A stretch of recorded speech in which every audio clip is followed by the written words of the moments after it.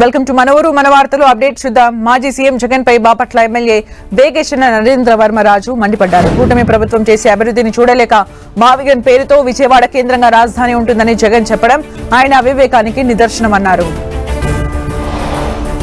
మాజీ ముఖ్యమంత్రి ఎప్పుడు ఏమి మాట్లాడుతాడో తెలవని మిత భాషి, మాట్లాడినప్పుడు ఆ నోట్లో నుంచి ఏ మాటలు వస్తాయో కూడా తెలుసుకోకుండా ఎప్పటికప్పుడు మాటలు మారుస్తూ అమరావతి రాజధానిని 3 చోట్ల పెడతాం అని ఎప్పుడైతే అన్నారో అది హైకోర్టు కర్నూలు కానివ్వండి, విజయవాడ కానివ్వండి, అడ్మినిస్ట్రేషన్ మళ్ళీ వైజాగ్ కానివ్వండి, ఇలా 3 చోట్ల పెడతానన్న వ్యక్తి మళ్ళీ మొన్న ప్రజాప్రభుత్వం వచ్చాక మచిలీపట్నం, విజయవాడ మరియు గుంటూరు ఈ 3 పేర్లు కలిపి మావిగన్ అంటూ మరలా ఇప్పుడు విజయవాడే రాజధానిగా వస్తుందని మూడు స్వరాలు మార్చిన వ్యక్తి జగన్మోహన్ రెడ్డి.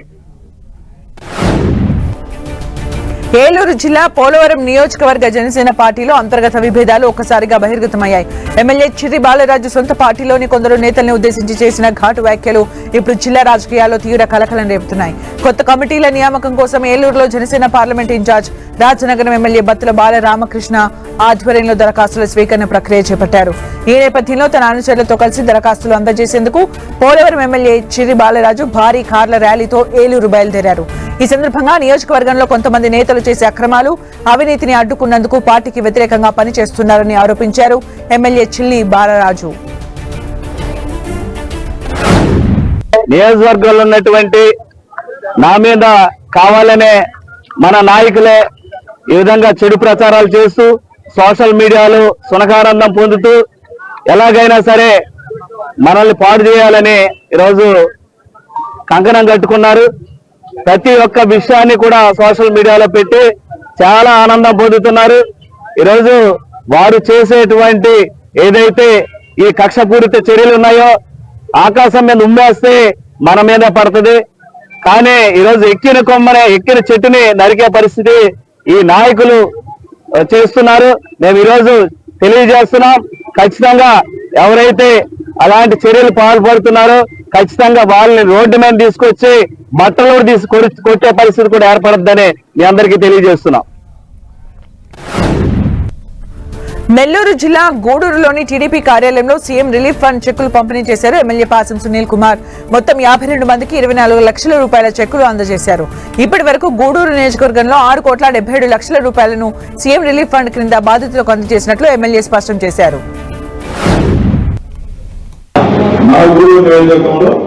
ఇప్పుడు వరకు 6,77,81,500 రూపాయలు పేదవాడికి ఆరోగ్యం బాగాలేకపోతే ఇక్కడ నుంచి మనం మీ నాయకులు ఇచ్చినటువంటి మీ యొక్క ఖర్చులు పెట్టినటువంటి ఆ బిల్స్ పైన బాబు గారితో మాట్లాడి డబ్బులు తీసుకొచ్చి పేదవాళ్ళకి పంచాం. ఈరోజు కూడా దాదాపు 52 మందికి చెక్కులు పంపిణీ చేస్తున్నాం. మొత్తం 24,96,036 రూపాయలు ఈరోజు పంచుతున్నాం. నేను చెక్కులు తీసుకున్న అందరూ కూడా చిన్న రిక్వెస్ట్ చేస్తున్నా, మీకు ఇచ్చేది నారా చంద్రబాబు నాయుడు గారు, అది గుర్తుపెట్టుకోమని చెప్పి పదే మీకు రిపోర్ట్ చేస్తున్నా. మేము ఎంతమంది ఉన్నా ఆ డబ్బులు ఇచ్చేది మీకు చంద్రబాబు నాయుడు గారు, అది గుర్తుపెట్టుకోండి. గత 5 సంవత్సరాల్లో ఒక్క పేదవాడికి అంత న్యాయ పైసలు కూడా ఇచ్చినటువంటి దాఖలాలు లేవు.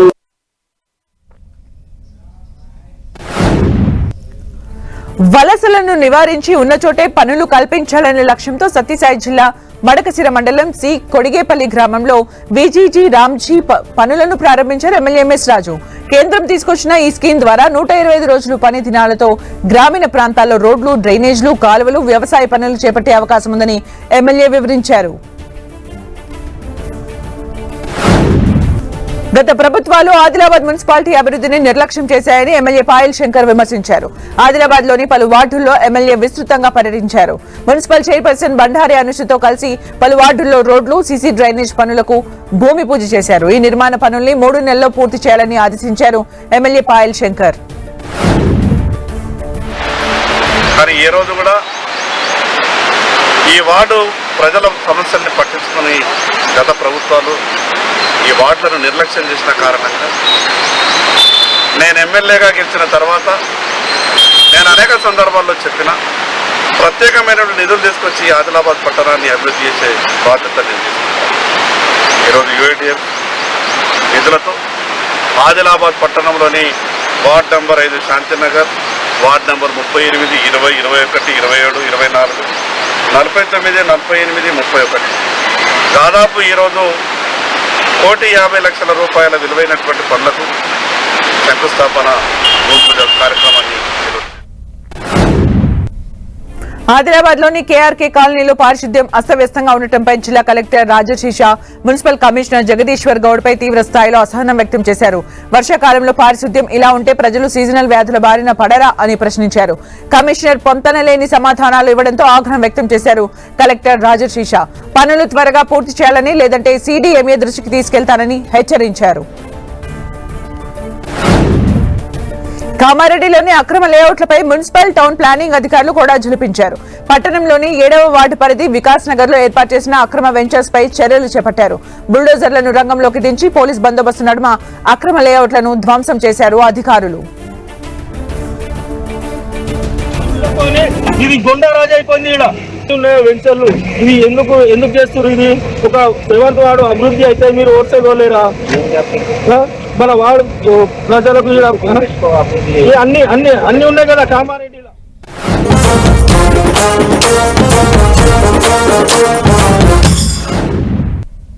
సిద్దిపేట జిల్లా హుస్నాబాద్ లో మరోసారి దొంగలు బీభత్సం సృష్టించారు.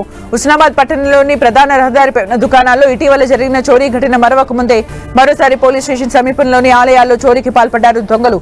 స్థానిక మార్కండేయ దేవాలయంలోకి అర్ధరాత్రి వేళ చొరబడిన దుండగులు అక్కడ ఉన్న 2 హుండీలను పగలగొట్టారు. హుండీలో భక్తులు సమర్పించిన కానుకల నగదును ఎత్తుకెళ్లారు. ఆ తర్వాత సమీపంలోని అభయ వీరాంజనేయ స్వామి దేవాలయంలోనూ చోరీ చేశారు.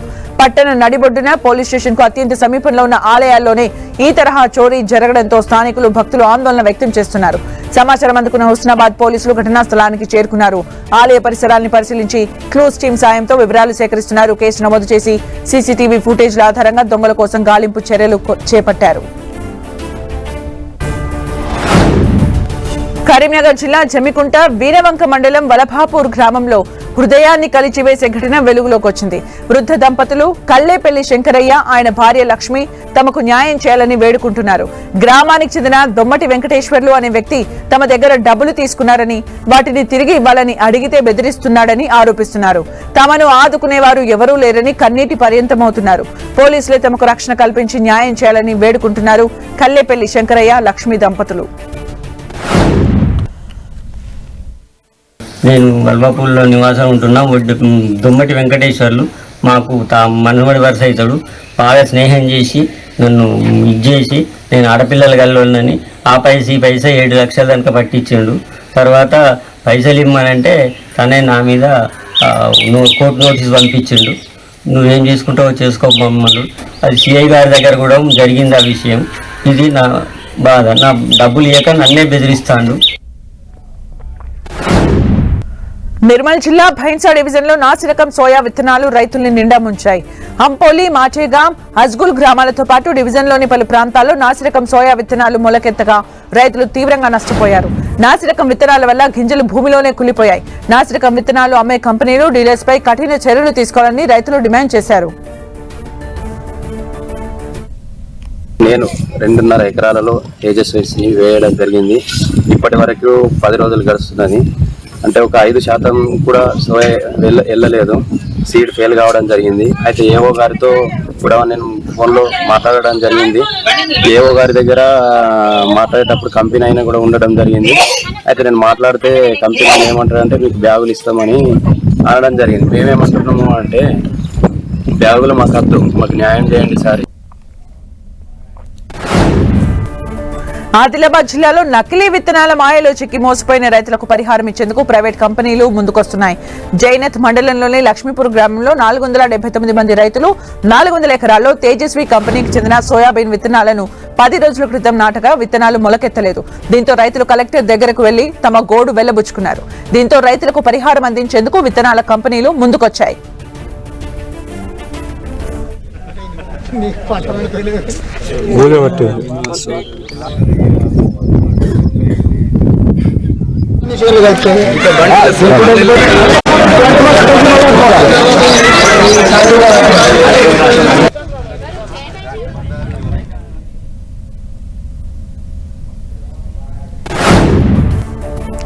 రైతులు పండించిన ప్రతి పంట గింజల్ని కొనేశామని మెదక్ జిల్లా కలెక్టర్ ప్రతిమా సింగ్ గోపాల్ చెప్పారని, కానీ క్షేత్రస్థాయిలో అది జరగలేదని రైతులు ఆరోపిస్తున్నారు. మెదక్ జిల్లాలోని రామాయంపేట మండల కేంద్ర మార్కెట్ యార్డ్లో సుమారు 2500 క్వింటాల బస్తాల జొన్నలు కొనుగోలు లేక నిలిచిపోయాయని వాపోతున్నారు. రామాయంపేట మండల పరిధిలోని కాట్రియాల, దంతేపల్లి, పర్వతాపూర్, కాట్రియాల తండా, జమ్లా తాండా గ్రామాల రైతులు తాము పడిగాపులు కాస్తున్నామని ఆవేదన చెందారు. జొన్నలను నాణ్యత ప్రమాణాల సాకుతో అధికారులు కొనుగోలు చేయడం లేదని రైతులు ఆవేదన వ్యక్తం చేస్తున్నారు. వెంటనే ప్రభుత్వం స్పందించి తమ జొన్నల్ని కొనుగోలు చేసి న్యాయం చేయాలని కోరుతున్నారు రైతులు.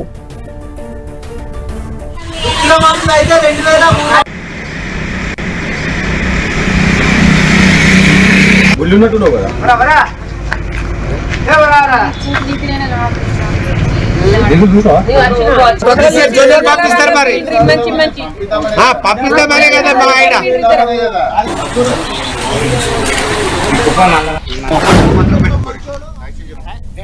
ఒక్క పంట వేస్తే కూర్చుంటుంది.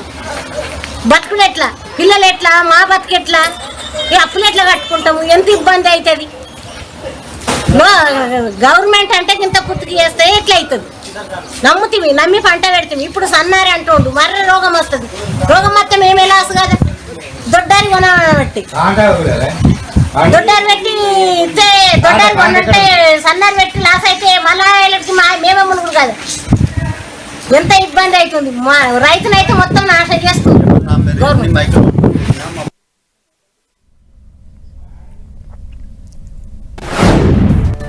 మంచిర్యాల జిల్లా చెన్నూరు పట్టణంలోని మహాత్మా జ్యోతి బాపులే గురుకుల పాఠశాలలో అపరిశుభ్ర వాతావరణం విలే తాండవం చేస్తోంది. పాఠశాల వంటగది, భోజనశాల పరిసరాల్లో అపరిశుభ్ర పరిస్థితులు నెలకొన్నాయి. వంటగది పరిసరాల్లో నేలపై నిల్వ నీరు, ఆహార అవశేషాలు, పరిశుభ్రత లోపించిన దృశ్యాలు దర్శనమిస్తున్నాయి. ఇదే వాతావరణంలో విద్యార్థులకు భోజనం అందిస్తున్నారని ఆరోపణలు వెల్లువెత్తుతున్నాయి. పర్యవేక్షణ లోపం కారణంగా విద్యార్థుల ఆరోగ్యంతో పాఠశాల యాజమాన్యం చెలగాటమాడుతోందని పలువురు విమర్శలు గుప్పిస్తున్నారు.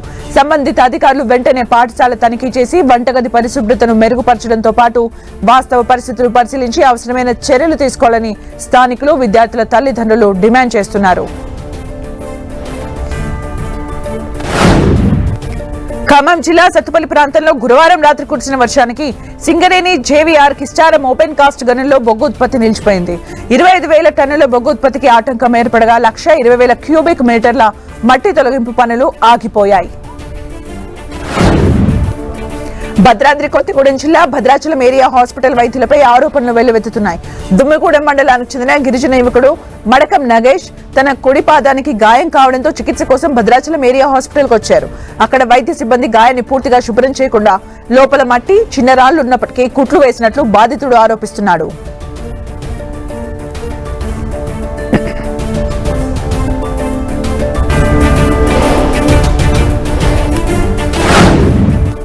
గ్రామీణ, పట్టణ ప్రాంతాల్లో రైతులు క్షణికావేశంలో పంటల కోసం ఉపయోగించే క్రిమి సంహారక మందుల్ని ప్రాణాలను తీసుకోవడానికి ఉపయోగిస్తుండటంతో అనేక కుటుంబాలు విషాదంలో మునిగిపోతున్నాయి. దీంతో ఆర్వీఎం హాస్పిటల్ అవగాహన కార్యక్రమానికి కార్యాచరణ రూపొందించింది. అమూల్యమైన మానవ జీవితాన్ని కాపాడాలనే లక్ష్యంతో మెడికల్ విద్యార్థులు, సిబ్బంది గజ్వేల్ పట్టణంలో అవగాహన ర్యాలీ నిర్వహించారు. స్థానిక ప్రభుత్వ హాస్పిటల్ నుంచి ఇందిరా పార్క్ చౌరస్తా వరకు సాగిన ఈ ర్యాలీలో విద్యార్థులు, వైద్య సిబ్బంది సేవ్ ఫార్మర్, సేవ్ నేషన్, జీవితం అమూల్యం, ఆత్మహత్య కాదు ఆత్మవిశ్వాసమే పరిష్కారం అంటూ నినాదాలు చేశారు. రైతులు క్షణికావేశానికి లోనే ప్రాణాలు తీసుకోకుండా మానసిక ధైర్యంతో సమస్యలు ఎదుర్కోవాలని ర్యాలీ ద్వారా అవగాహన కల్పించారు. ప్రాణహిత నది పరవళ్లు తొక్కుతోంది. 2 రోజులుగా ఎగువన కురుస్తున్న వర్షాలకు ప్రాణహిత నదిలోకి వరద నీరు భారీగా చేరుతోంది. కొమరం భీం ఆసిఫాబాద్ జిల్లా కౌటాల మండలం తుమ్మిడిహెట్టి దగ్గర ప్రాణహిత నదిలో జలకళ ఉట్టిపడుతోంది. పుష్కర ఘాట్ మెట్లపై నుంచి ప్రాణహిత నది ఉధృతంగా ప్రవహిస్తోంది. 6 నెలల తర్వాత ప్రాణహిత నది మళ్లీ నీటితో కలకలలాడుతోంది. అయితే నది ఉధృతంగా ప్రవహిస్తుండటంతో అధికారులు కీలక హెచ్చరికలు జారీ చేశారు. ఇవి bulletin updates. More updates coming up. Stay tuned.